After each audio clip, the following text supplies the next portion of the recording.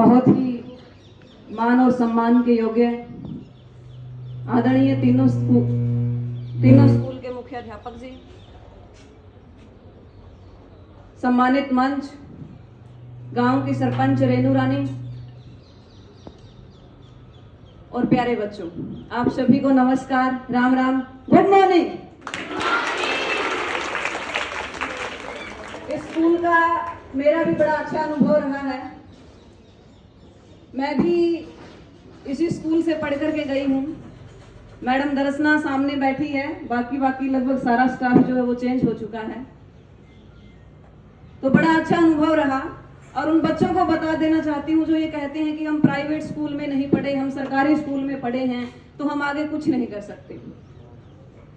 मेरी education 10th class यहाँ से रही, +2 क्लास सामने जो सरकारी स्कूल है वहाँ से रही। उसके बाद ग्रेजुएशन की, उसके बाद डीएड किया, स्टेट सीटेट सब कुछ किया। उसके बाद एमए की हिंदी से, उसके बाद एमए की मैंने पब्लिक हेड से, और उसके बाद आज मैं एमए कर रही हूँ, एमए मास कम्युनिकेशन से। लगातार 3 बार हरियाणा एसआई का जो एग्जाम होता है वो क्रैक किया, एचपी कांस्टेबल का एग्जाम क्रैक किया, क्लर्क का एग्जाम क्रैक किया। लेकिन वो कहते हैं कि नौकरियां मायने नहीं रखती, मायने ये रखता है कि आप जिस सोच को आगे लेकर के बढ़ रहे हो, क्या वो सोच आपने जमीनी स्तर पर उतारी है। क्योंकि मेरे मन में भी एक ही सपना है कि मैं भी किसी न किसी जगह शिक्षक बनूं और फिर मैं इस बगिया को बहुत अच्छा बनाऊं। तो सरकारी स्कूल के बच्चे भी वो सब कर सकते हैं जो एक प्राइवेट स्कूल का बच्चा कर सकता है। कभी अपने पेरेंट्स को ये मत बोलना कि आपने हमें प्राइवेट स्कूल में नहीं पढ़ाया, हमारा रिजल्ट इसलिए कम रह गया। पढ़ना आपके हाथ में होता है।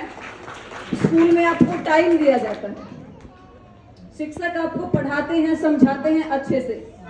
आपका सौभाग्य है क्योंकि आज प्राइवेट स्कूलों में +2 किए हुए शिक्षक हैं, सिर्फ +2 पास, ज्यादा से ज्यादा ग्रेजुएशन के मिल जाएंगे। लेकिन ये आपका सौभाग्य है कि आपके पास जो शिक्षक आता है वो स्किल के साथ आता है, वो उस कौशल के साथ आता है। आपको पढ़ाने की एक ट्रेनिंग लेकर के आता है 1.5-2 साल की, और उसके बाद वो एलिजिबिलिटी टेस्ट से गुजरता है, उसके बाद वो आपको पढ़ा पाता है। ये आपका सौभाग्य है कि आपको इतने पढ़े हुए शिक्षक शिक्षा दे रहे हैं, इसलिए कभी भी खुद को कम मत आंकना।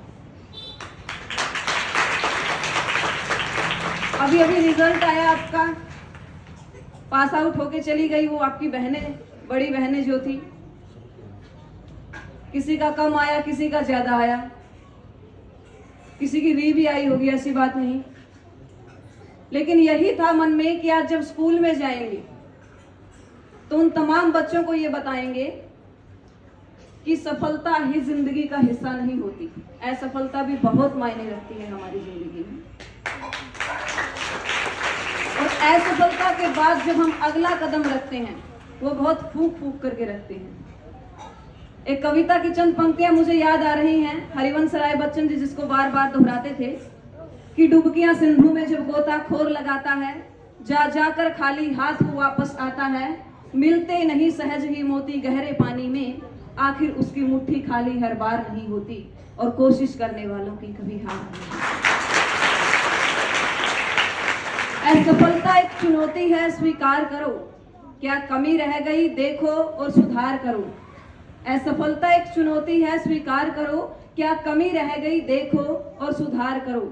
कुछ किए बिना यूं जय जयकार नहीं होती, और कोशिश करने वालों की कभी हार नहीं।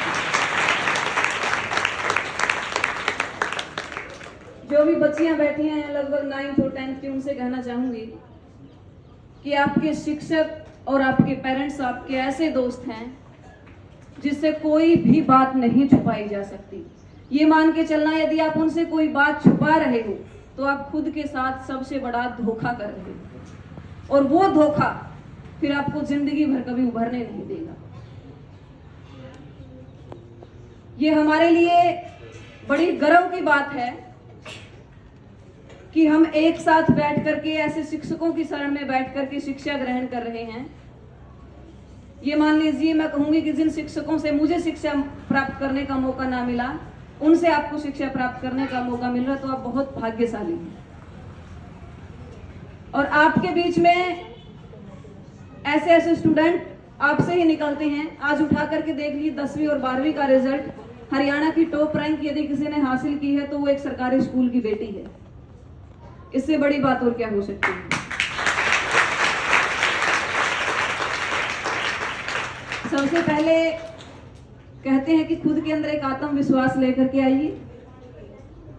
यदि आप पढ़ाई में अच्छे नहीं हैं तो खुद को कोसिए मत, किसी न किसी खेल की तरफ बढ़िए। यदि आप खेल में अच्छे नहीं हैं तो खुद को कोसिए मत, मेरी तरह यहाँ आकर के बोलने लग जाइए।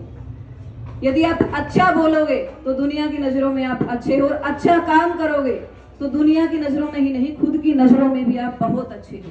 इसलिए सबसे पहले अच्छा काम करें, उसके बाद अच्छा बोलें। और जो अनुशासन रेनू ने जिक्र किया था, जिस अनुशासन का, आप लोगों के लिए उदाहरण है रेनू जैसी ये बेटी।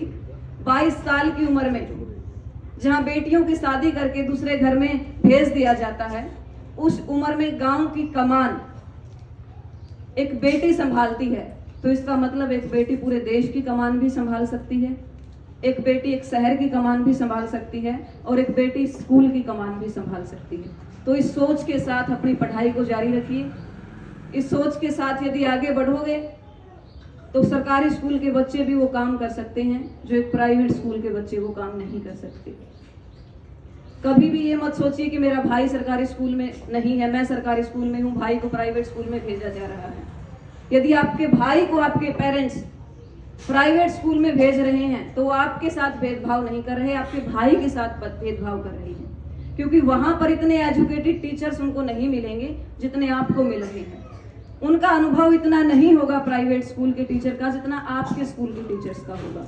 इसलिए खुद को खुशकिस्मत मानिए कि मैं उस चीज का एक हिस्सा हूं जो संस्था सबसे पुरानी संस्था है मेरे गांव की, और जिस संस्था को मेरे पूर्वजों ने खड़ा किया था, और मैं जिस संस्था में आज शिक्षा ग्रहण कर पा रही हूँ। बहुत बहुत धन्यवाद।